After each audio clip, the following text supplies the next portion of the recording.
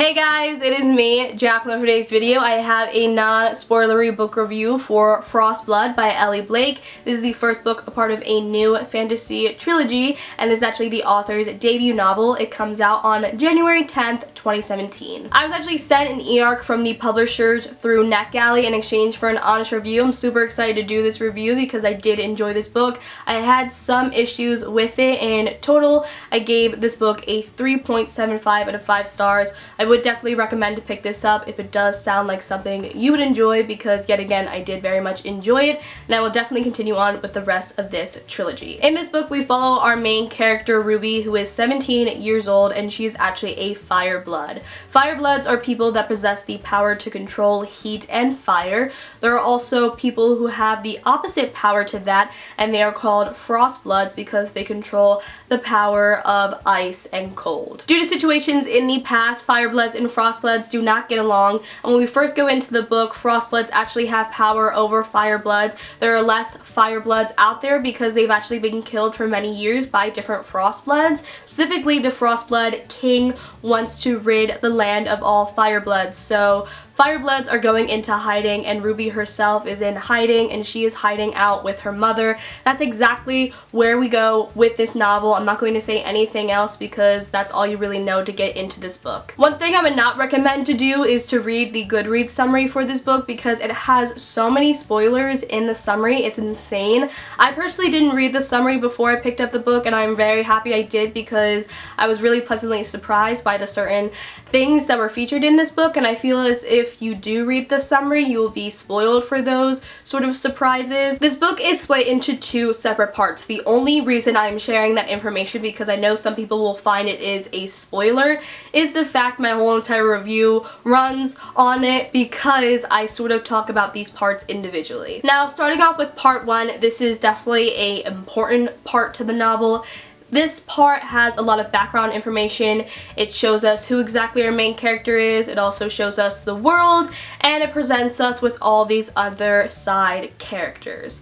For me, I did find that part 1 lacked compared to part 2, but of course part 2 would be nothing without part 1, so I do have to appreciate it nonetheless. Like I said, part 1 has a lot of important information, but I did feel like at some moments in part 1 it was information overload. I wish it was a little bit more spread out and sort of flowed better, but I didn't actually feel the information we were presented with was entirely hard, so even though it was information overload, it wasn't anything I felt I couldn't really handle. The only reason I'm saying it was information overload is because I realized, like, as I was reading that it was important information, and I was like, oh wait, I should go back and make sure that I remember that and stuff like that, and that sort of happened a couple times because I felt that almost the placement of the information was a little bit off because I didn't realize it was such important information. Now, one of my favorite things about this book is actually the whole background information we got with the elemental powers.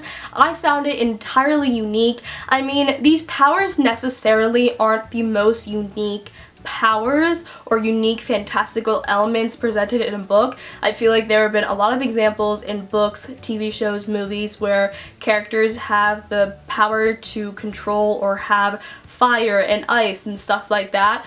But the background information and the background history when it comes to these powers makes this book so unique, and that's the thing I loved most about it. Now, like I said, part 1 presents us with our main character and side characters, so to continue on with that, I do enjoy these characters. I enjoy our main character, I enjoy the side character. There isn't really a character that I didn't find to be realistic, but the thing about these characters is I wanted more from them. Like our main character, I enjoyed her, but I didn't love her. I feel like I really need to spend more time with her in order to love her and to feel connected with her and to really understand her, but I do feel like this is a great start off in order for me to maybe potentially love her as we continue on with this trilogy. So far, I enjoy her, I just don't love her, and the same with the side characters. I just wish I had a little bit more substance with them. Speaking of characters, I'm going to go on to relationships, specifically romance.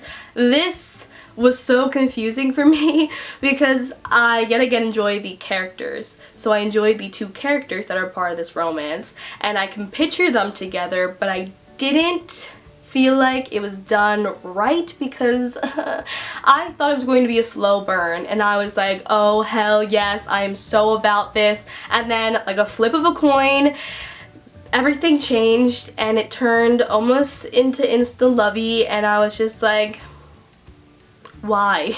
Just why? I wish it was more of a slow burn. I feel like it would have really done this trilogy right and not presented it as sort of a focal point, sort of had it in the background that really made it structure around the plot and everything like that. I would have really enjoyed that, but I didn't get it yet again. I am not hating on this romance, I just wish it was a slow burn. The romance we are presented with, I can totally see these two characters be together. I'm just not like 100% for it, because I need to see these two characters on their own separately. I need to get to know them more, and I also need to see more scenes between them. Going on to part 2 now, like I said, I did enjoy part 2 more than part 1, but we could not have had part 2 without part 1, so I'm not hating on part 1. But I really enjoyed the fact we got to see more action in part 2, we got to see more of the world, learn more about our characters, and actually get to meet new characters.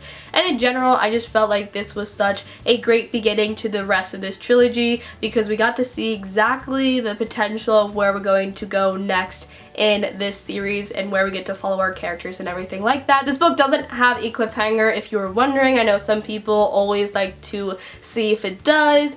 I am not like dying for the sequel in any way, shape, or form just because it didn't have a cliffhanger, but I am definitely anticipating the sequel. I would definitely recommend this book. I found it to be fast-paced and easy to read. Also, we have a Spitfire main character, no pun intended. I was very much pleasantly surprised by how much I actually did enjoy this book. That's all I have for this review, guys. Let me know down below in the comment sections what you thought of the book if you do decide to pick it up, or let me know what you thought of my review, and I'll see you guys later. Bye!